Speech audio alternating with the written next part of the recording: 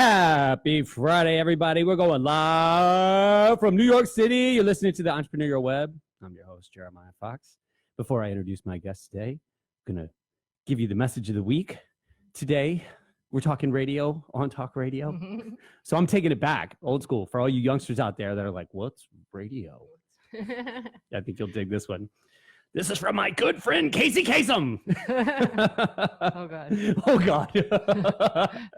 even old for me. No, no, but who? Yeah, he was great though. That was like radio for me growing up. It's like, Kasem's top 40. I love that voice too. If anybody ever had like Wolfman Jack. Man, I mean, how much heat awesome. Did that kid get through like school and everything? And people were like, "Don't talk, man. Like you're, I can't." And then like, boom. Pay dirt. So Kasem, I'm not using this. I'm not going to do it in his voice because it'll hurt. And I'm just getting over a cold. But this is a cute one. It's not what you expect from him. But said, I don't know how old this is either, but I think it applies. Anytime in radio that you can reach somebody on an emotional level, you're really connecting. Yes, true. I think you would agree with that based off of what you've done, what you put together. Yeah. And similar to what I'm doing. Some people talk about the Oprah moment kind of thing as far as connecting. People are like, I don't know what to do for an interview because we have this after school program and where they learn journalism skills and interview skills. And one thing I'm just like, look, if you don't know, ask them what it is that they do. I mean, like, how did they get to where? Describe your journey, you know, and a lot of times they're like, ooh, me? I never expected you to ask me that. You know, it's all right. You can ask me, but it's all part of it, but it's just the basic thing to just say, all right, why that? Shit, that was all I had for today. Oh, all right, done. Done. Didn't realize. Okay, everybody, have a great. Oh, Patty's watching. Say hi. Hi. Yeah. So okay, let me introduce you before you just take my show now. Sorry. I knew this was going to happen. Kristin Wallace, welcome. How are you? I'm okay. It's so nice to see you. I miss you guys. It's been, crazy. We talk about you guys all the time, and it's funny because I'm like Jack and Marlo's mom, and JC's like, who? Yeah. It's been that long. I know. And we have no excuse other than the fact that we're parents and busy. No, and same here. Like, I mean, we used to come out live here. like 3 miles away from each other. And we used to come out, and it's just like crazy now. You know, we had another kid, right? I know. So we haven't. She's not absolutely beautiful. It's Patty's fault. And my buddy Rob Weiner Kate. What's up, Rob? How you doing? Hi, Rob. Oh, Patty said hi. I just waved at you because I'm a tech tard like that. Okay. I don't think that's appropriate, Patty. A tech tard? That word. I'm stealing that. She's a teacher. I've never heard that. It's so. Can I steal that? What would the DOE say? What were you gonna say? I don't know. I don't know kids these days. So, you're a Jersey girl, yeah? Oh, really? This is what you talk about first? Yeah. Okay. Bridge and Tunnel. I'm proudly from Trenton, as we say there. And I grew up there ish, but I lived in Germany in the American military for 5 years in there. I lived in San Francisco, but yeah, I'm from Jersey. I can say that now. And of Scottish descent, if memory serves, yes? Yes, I'm a Wallace. Yeah. Fighter. Yes, fighter. We are. Yeah. Crazy crazy people. Of Scots. A bunch of Robin Hood. But you make the best whiskey in the world. Yes, we do. I don't care what Tom says. I don't know. It's got to be the rain and the rocks and the high altitude. That's fantastic. Do you and Tom, right? That's I don't know. It's the genitalia. Yes, it must be. She said, "I'm jealous, Jeremiah. Get some Kristin time. Oh, please set up a play date. You got to go to Staten Island. Yes." So, do you and Tom argue over who makes the better whiskey? Because I know at all the parties, it's always Irish. No, I don't actually drink liquor, but I drink lots of beer and wine. But he's like that person. Like the last time I think I had a liquor drink was like at the Gate in Brooklyn where I met Tom. Oh yeah. Yeah. Mm-hmm. I don't know. Yeah. I think I drank all of my liquor in my 20s, and then I was. My lifetime liquor amount, I drank that up in my 20s. Was that when you were managing bands? No. It was condensed in a period of years. No, it's just not my thing. Honestly. But you managed rock bands, right? I was a tour manager for bands for many years. For a little bit? Sure, we could start there. Let's see.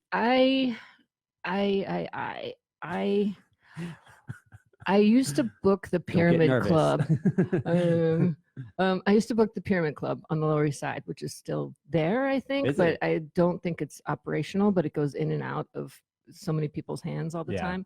But I did book that club before I was old enough to be in the club. Yeah.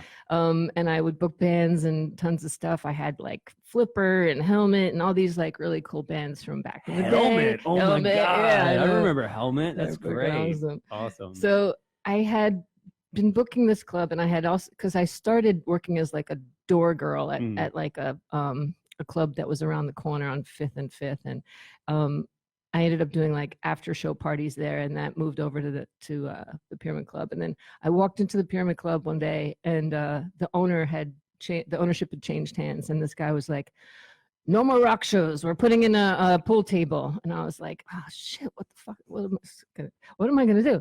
So I walked over dejected to CBGB's, and my friends in the Lunatics were there. And I was like, I explained what happened, and they're like, "Well, we're going on tour tomorrow.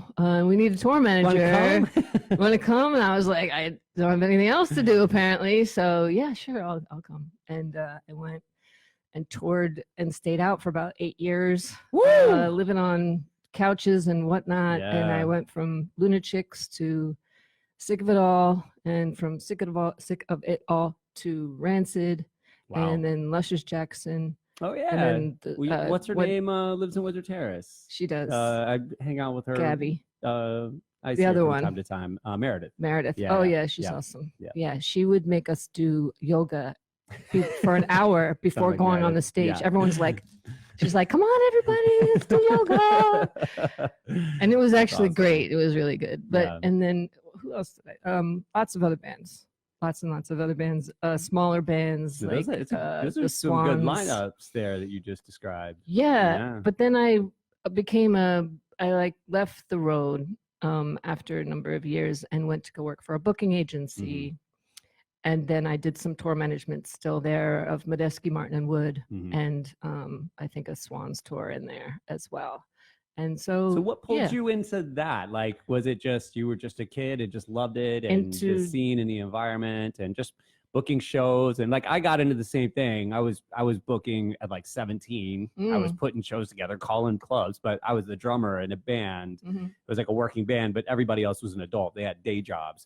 So during the day they couldn't make the calls. So I was like doing all the hustling, collecting the money, negotiating contracts, but it was because nobody else could do it. And I was actually in the band. Yeah, I did something similar. Like I would always sort of, I didn't have an apartment while I was touring, so I would stay on people's couches. And then part of my sort of do was like, all right, I'll make some phone calls for your band and try to get some shows.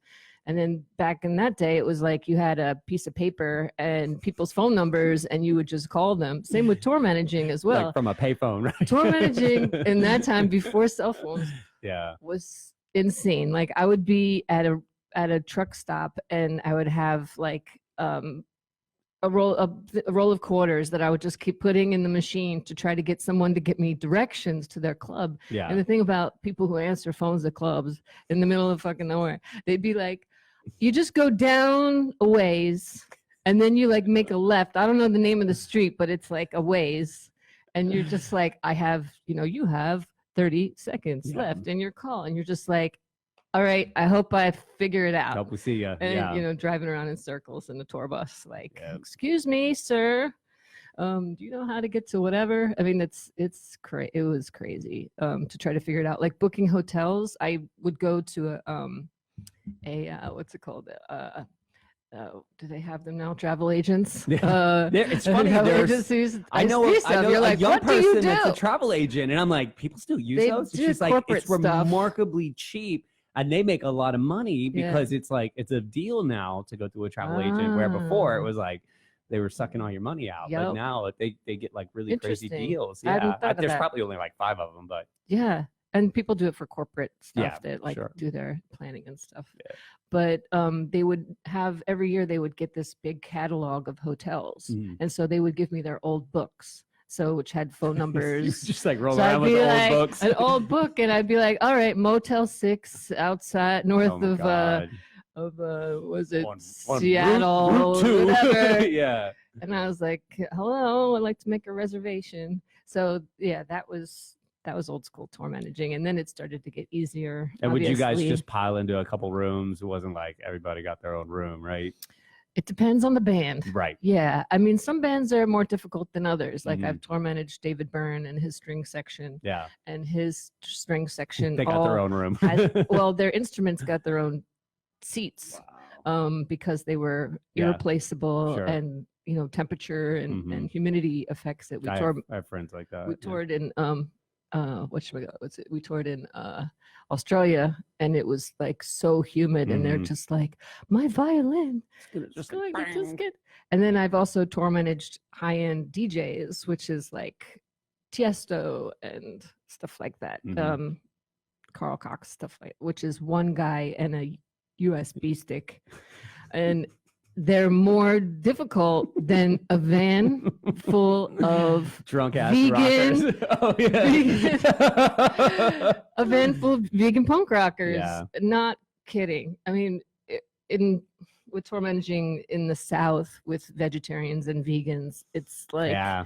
you really have to pull over and graze. Because they literally in the- put bacon in everything, even if It's they're like, yeah, it's everything. vegetarian. And Yes. it's like, no, there's bacon in here. I know there is. I'm like, oh, all right. Oh, we can go to, what is it called? What is it called? I don't know. I'm just basing on it, but like I can get side dishes at, Cracker Barrel. Oh my And at God. Cracker Barrel, you're like, there's literally meat in, like, we can have some apples. That's pretty much what we ate. We end up going to, with Luscious Jackson even, we went to the store, and we, cleaned out the sink in the bathroom of the hotel and made it a salad bowl so that we could make a salad.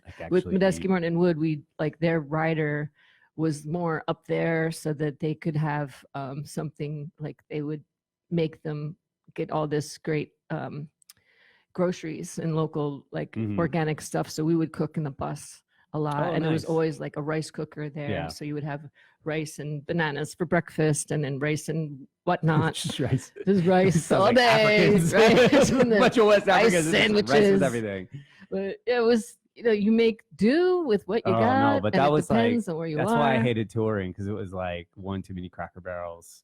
And I would just, I mean, I've always loved good food and beverage, and it's like you eat terrible on the road. It's just awful. Yeah, like, and then, well, that's the one thing about tour managing is like people don't really realize. Like I did logistics for a lot of DJs and on the booking side, because when I worked for a booking agency that booked all DJs, you also handle their tour logistics almost like a manager and a tour manager does. Mhm. So some people who have insane schedules like that need to have things specifically laid out for them for sort of mental health markers. Mhm. So I need to be in this type of plane on this particular seat, like down to I need this brand of cranberry juice. Not kidding. Every single time, because everything is insane around me all the time, and these are the things I need to keep me solid.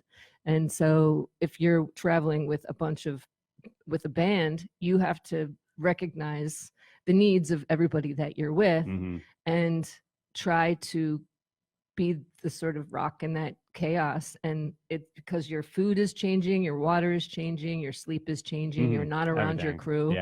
And I would call it tour disease. It would be like the biggest dude with the biggest tattoos would start literally laughing at his oatmeal in the morning, losing his mind, because it would be that person who had sort of supported themselves with this idea of what was security, and it wasn't. Like their rug got pulled out completely from underneath them, and somebody wasn't bringing them, their whatever to eat that was the same. So it's a challenge. It strips you down. It really does. Yeah. And then people that make it through 6 weeks, I'm sorry, you got to stop. I make it through like 6 weeks is like, they hug you at the end. They're like, we made it. Like we've been through this thing together.